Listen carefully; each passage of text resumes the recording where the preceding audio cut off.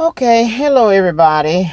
Yes, I got on one earring because my other earring keep falling off. But I'm on my lunch break. Wanted to come on real quick and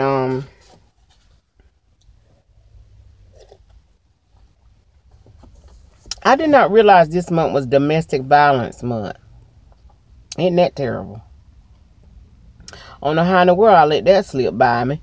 But I was on a live with a friend of mine last night, and she had a wonderful minister on there that were talking about domestic violence. A lot of good information was shared. It was just real good. Hope y'all can see me. I got this thing rigged up some kind of way. But you know what, y'all, I was thinking, and y'all know I am an author. I have written a book.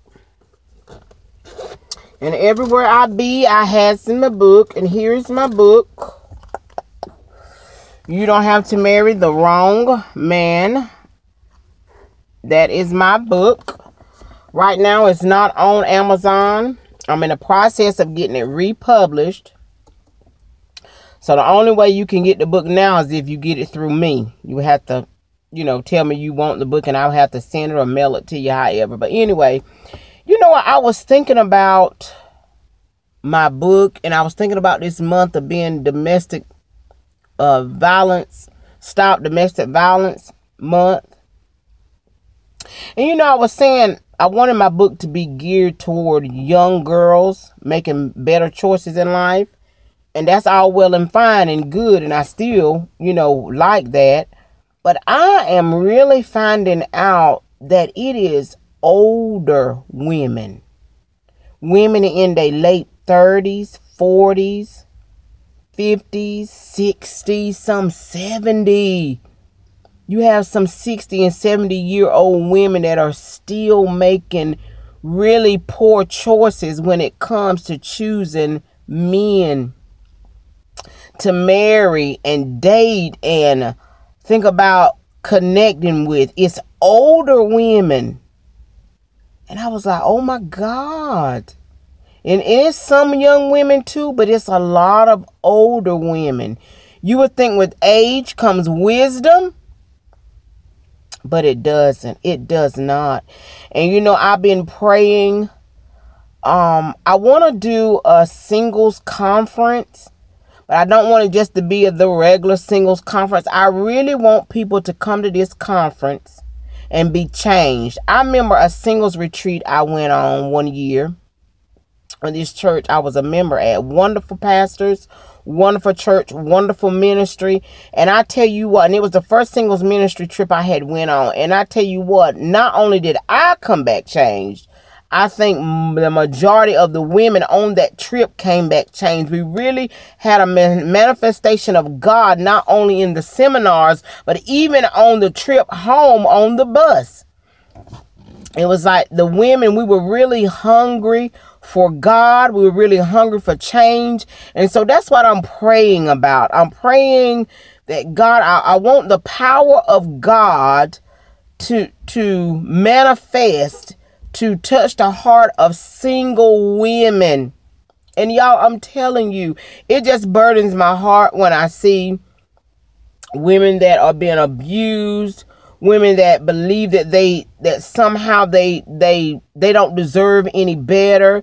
And sometimes I feel like, well, Lord, what else can I say? I've done said everything that could be, I think, possibly said. We've done heard it regurgitated over and over and over. But the Lord lets me know, continue to have a voice, continue to be the voice for the women that are in bad relationships and choosing bad relationships.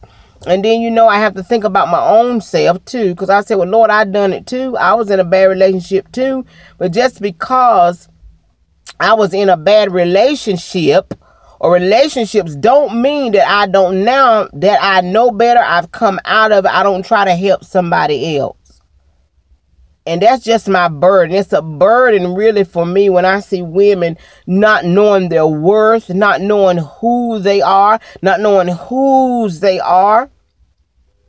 It just saddens me so. It really does. I was listening to a lady talked the other day about her. Well, I don't even think they don't have titles. You have women that are being committed to single men. They're being committed and faithful to single men. Men that don't give them a title, that are free to do whatever they want. You have women that are being committed to those type of men. And then you have, let me tell you ladies something. When you are entertaining or you're in a relationship with a man that's constantly telling you, oh baby, you deserve the best. Oh, baby, you're worth it. I mean, he's constantly giving you gratification, telling you you're wonderful, you great, you deserve it, you know, giving you all this gratification, but you're not great enough to be committed by him. You're not great enough to get his last name. You're not great enough or wonderful enough, or you don't deserve it enough to become his wife. And we're getting all excited about the packaging, the wrapping, the bows, the jingles and the bells, but there is no prize in the box. The box is empty. It is, let me tell you ladies, it is okay. There is absolutely nothing wrong with you knowing who you are and refusing to be a man's provider, refusing to be his drop off, refusing to be his part-time whatever. And we think, oh, well, honey, he knows I'm worth it because he said, oh, baby, you worth that. Oh, baby, you deserve that. Oh, you know, giving you all this gratification, but he don't see you in his eyes worthy enough to be committed. He don't love you enough to commit to you. Oh my God. Men, Lord have mercy. I've said it. Many women say, men capture and get what they want. We're living in a sad, sad day. Let me tell you, and there's so much more I could say. You never let a man abuse you verbally or physically. When a man talks to you verbally, verbal abuse is unacceptable. Physical abuse is unacceptable. It's unacceptable, ladies. You should not be walking around here on eggshells, timid, intimidated by someone that says they love and care about you. You should be able to have an opinion. You should be able to interact with other men without going home and get the brakes beat off you. There's just so much, you guys. So much. We as women, we gotta know our worth. We gotta know who we are. And as Christian women, there are so many Christian women that are still choosing to date down, that are still choosing unqualified men. Christians, not just the world, Christian. Don't worry. And you know, people say, well, you think you all that? Yes. Yes, yes, yes. I think I'm all that. A bag of chips, a dozen of donuts, a box of Doritos, a Pepsi, a Mountain Dew, whatever's great. I think I'm all that. And you should too.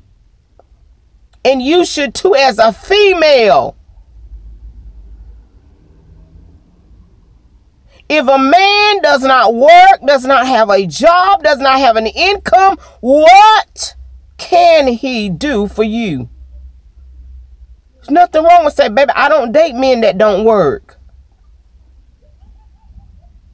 I don't date men that don't like to pay bills. I don't date men that don't know how to respect women. I don't date men that smoke. I don't date unsaved men. I don't date men that don't support their children. I don't date men on drugs. I don't date men that live in hypocrisy. I don't date men that think it's okay to have sex before marriage. It's just standards. Standards. It's all right to have them. So with this being domestic violence, I pray that everybody that's in a domestic violence situation, I pray that you get out. Get you a plan of escape and get out. Let me try to get this number right quick. And I might come on later and talk about it a little bit more. Get you a plan to get out. So the number is 1-800-742-7794. 1-800-742-7794. If you're trying to escape and get out of an abusive relationship. And I might come back on later tonight or sometimes. I don't know if I'm going to go live or not. But maybe give some more tips and things about that so to help us as women. Cause I'm determined, honey. I'm going to help somebody. Somebody going to listen. Somebody's daughter going to listen. Somebody going to listen.